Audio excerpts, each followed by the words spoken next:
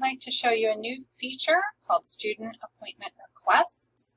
If your school has turned this on for you, you're going to need to go into your profile. You're going to see a new question. Do you want to allow student appointment requests to you? If you do, you need to change the answer from no to yes. Now a student can send you a request to meet with you. Over on the student side, this is how it's going to look for them. They're going to answer the same two questions, where they're departing from and their destination. If you have set up where you allow requests, they're going to be able to send that to you. They need to put in the reason for wanting to come see you.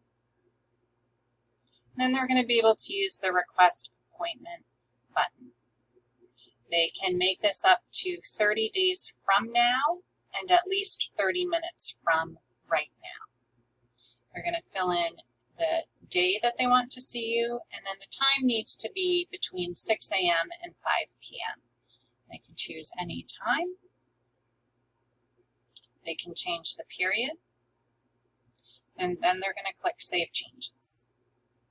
They got a confirmation to see that it went through, and then on the appointment pass screen, they're able to see it. It is this golden pass request pending color.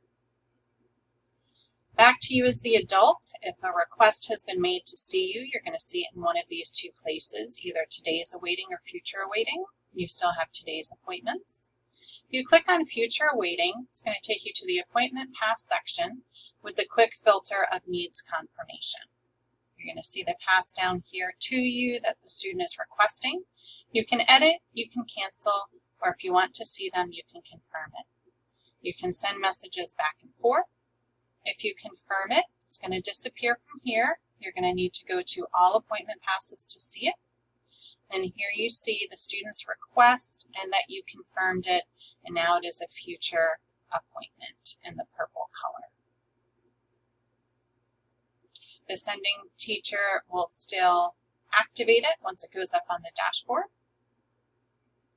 Back on the student side, once a request has been confirmed, it is going to change color.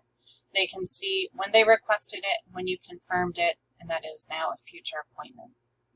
The student can cancel it. If they do that, they're going to get a pop-up. They're going to need to give the reason why. And they can only cancel this up to 30 minutes before the appointment. After that, they can no longer cancel it. They can add comments, and that can be a communication between you and the student.